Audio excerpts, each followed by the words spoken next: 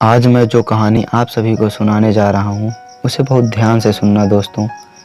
एक गांव में एक आदमी रहता था जो बहुत गरीब था। हर वक्त यह सोचा करता था कि मेरी ज़िंदगी कब बदलेगी और मैं कब इस गरीबी से बाहर निकलूँगा। एक दिन की बात है, उसके पड़ोसी वाले गांव में एक बाबा आए हुए थे जो कि हर किसी के सवाल का जवाब दे रहे थे। उस गरीब आदमी ने भी सोचा क्यों न मैं अपने सवाल जाकर बाबा से पूछूं। वो आदमी अपने सवाल का जवाब जानने के लिए अगले दिन अपने गांव से उस गांव के लिए एक जंगल के रास्ते निकल गया। जब यह आदमी जंगल के रास्ते जा रहा था तब अंधेरा काफ़ी हो चुका था। उसे जंगल में एक घर दिखाई दिया जो बहुत बड़ा और आलीशान था। उस आदमी ने रात गुजारने के लिए घर के मालिक से इजाज़त ले ली। उस घर के मालिक ने आदमी से पूछा कि तुम उस गांव में किससे मिलने जा रहे हो। तब आदमी ने कहा, मैं एक बाबा से अपने सवाल का जवाब पूछने जा रहा हूँ। यह सुनने के बाद घर के मालिक ने उस आदमी से कहा, बाबा से मेरा भी एक सवाल पूछ लेना। मेरी बेटी 20 साल की है और वह गूंगी है। तुम उन बाबा से पूछ लेना कि वह बोलना कब शुरू करेगी। उस आदमी ने घर के मालिक से हाँ कहा। अगली सुबह वहाँ से निकल गया। कुछ आगे जाने पर उसे एक बूढ़ा जादूगर मिला जिसके हाथ में जादुई छड़ी थी। उस बूढ़े जादूगर ने उस आदमी से पूछा कि तुम कहाँ जा रहे हो। आदमी ने जवाब दिया, मैं एक बाबा से अपने सवाल का जवाब पूछने जा रहा हूँ। बूढ़े जादूगर ने कहा, तुम उन बाबा से यह भी पूछना कि मैं स्वर्ग में कब जाऊँगा। वह आदमी वहाँ से हाँ करके चला गया।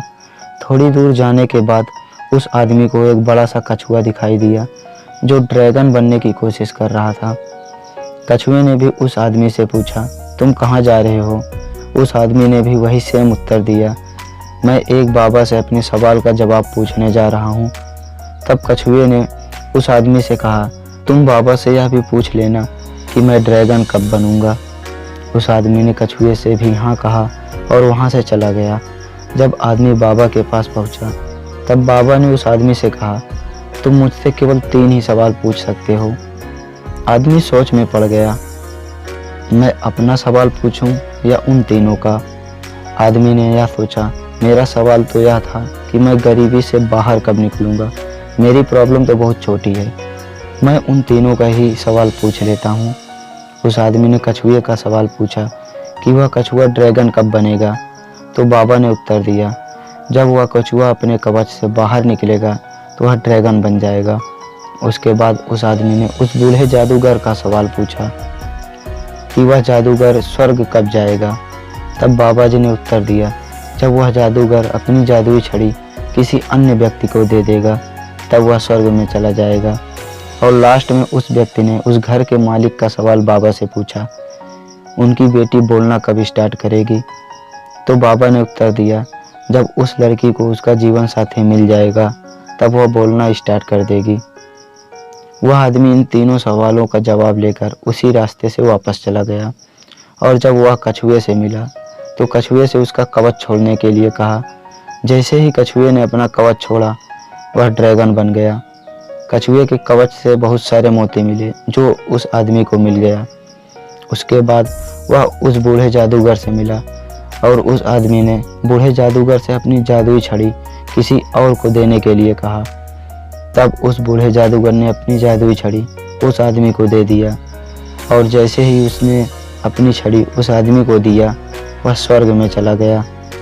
उसके बाद आदमी उस घर के मालिक से मिला और उससे कहा कि जब तुम्हारी बेटी का जीवन साथी उसे मिल जाएगा तब वह बोलना शुरू कर देगी।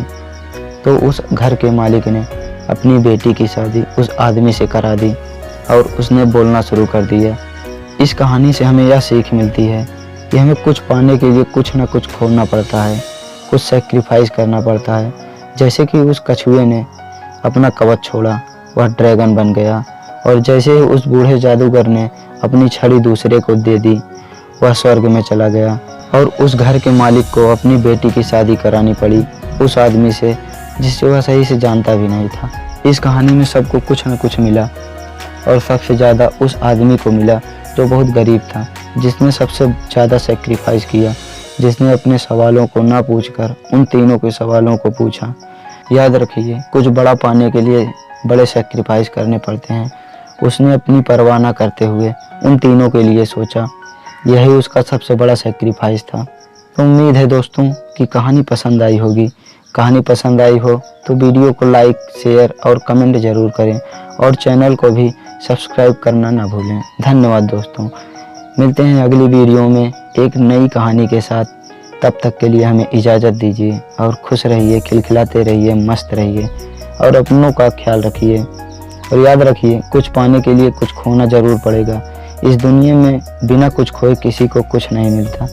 चाहे जो कुछ भी हो, कुछ ना कुछ ज़रूर त्याग करना पड़ता है, तभी अपनी मंजिल खुद को मिलती है। आप चाहे किसी भी कैटेगरी में काम कर रहे हो, कोई भी चीज़ पाना चाहें, आपको बलिदान तो करना ही पड़ेगा, तभी आपको अपनी मंजिल मिलेगी। धन्यवाद दोस्तों।